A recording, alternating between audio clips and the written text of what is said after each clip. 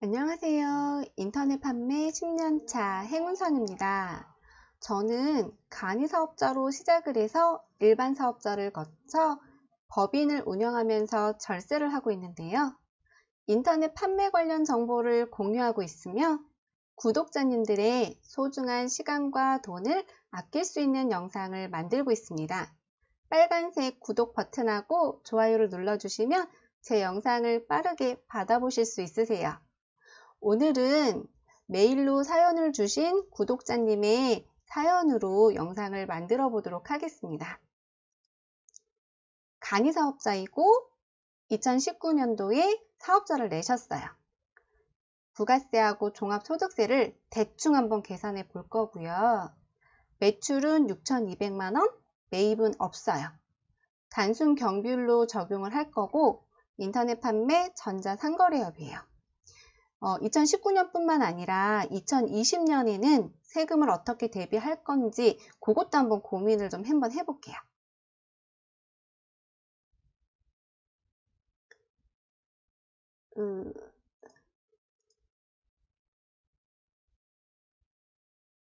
네, 그러면 부가세부터 한번 구해보도록 할게요.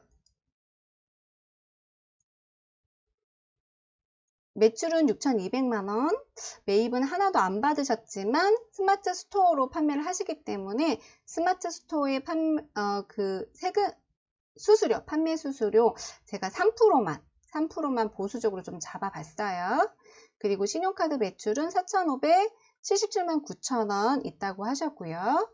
그러면 이제 부가세 계산을 해볼게요. 매출의 6,200만 원에 저희는 1%인 62만 원을 내요.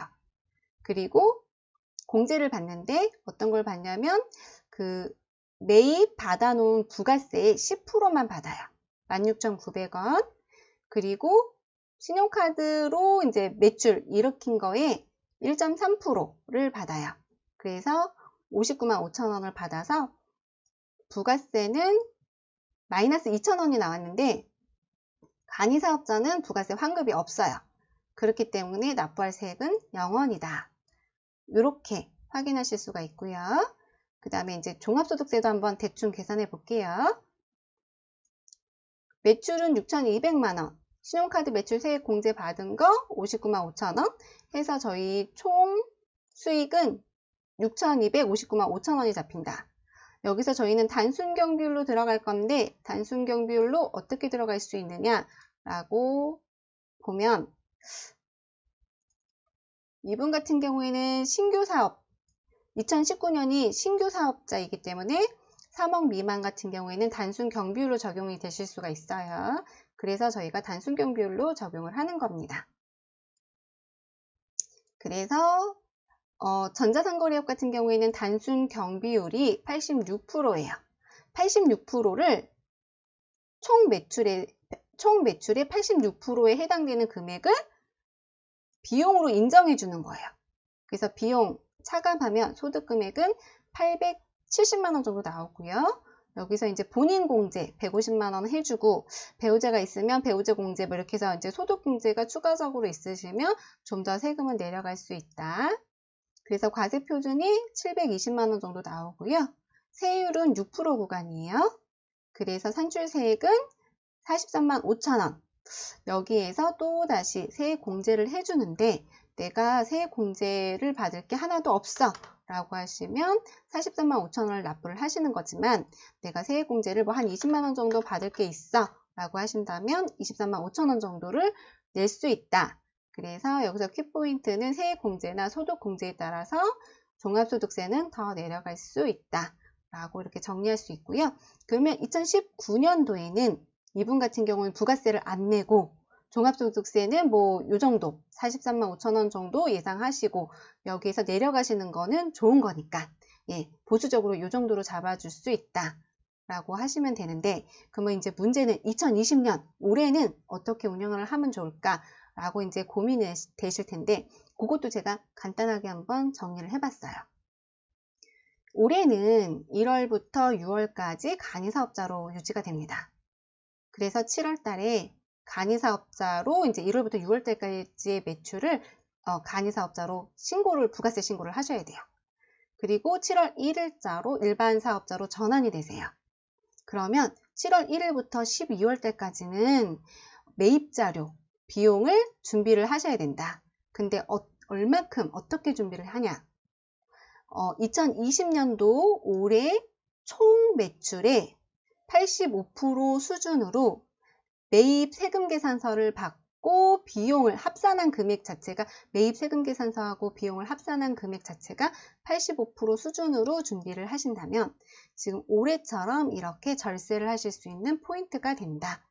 근데 여기에서 한 가지 체크해야 되는 부분은 1월부터 6월 달부터 부가세를 받으시면 간이사업자로서 혜택을 못 받으시니까 조금 손해가 되시는 거고, 가급적이면 요때 매입 자료를 7월 달이나 8월 달에 나눠서 좀 끊어줄 수 있으면 퍼펙트하다.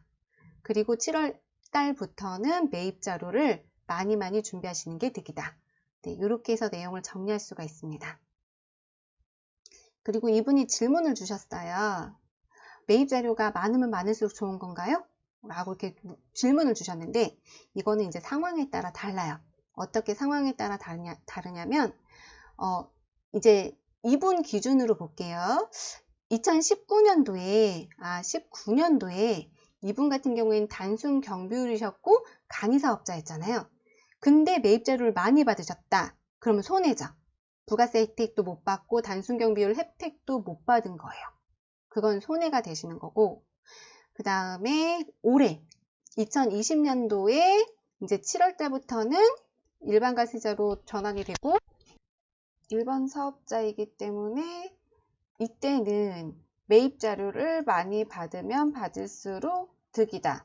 근데 많이 받아도 그 총 매출에 저희가 부가율이 있기 때문에 80%나 85% 정도의 매입 자료를 맞춰서 받으시면 이렇게 종합소득세도 부가세도 대비할 수 있는 대비책이 된다. 그래서 이때는 일반 사업자는 매입 세금 계산서를 많이 받으면 받을수록 이렇게 득이 된다. 이렇게 해서 내용을 정리할 수가 있고요. 또 질문 주신 게 스마트 스토어에 면세로 매출이 잡힌다라고 하셨는데, 이 부분은 상품을 등록하실 때 면세냐 과세냐 체크하시는 부분을 면세로 하신 거예요. 그래서 상품 수정 버튼 누르고 들어가셔서 그 부분을 다 과세로 바꿔주시면 됩니다. 그러면 다음번에 발생되는 매출부터는 과세로 잡히게 되고요. 이미 면세로 잡힌 것도 그냥 과세로 부가세 신고를 하시면 돼요. 그렇게 해서 내용은 정리하실 수 있겠습니다. 오늘 영상은 여기까지 마치도록 하겠습니다. 감사합니다. 행운선이었습니다.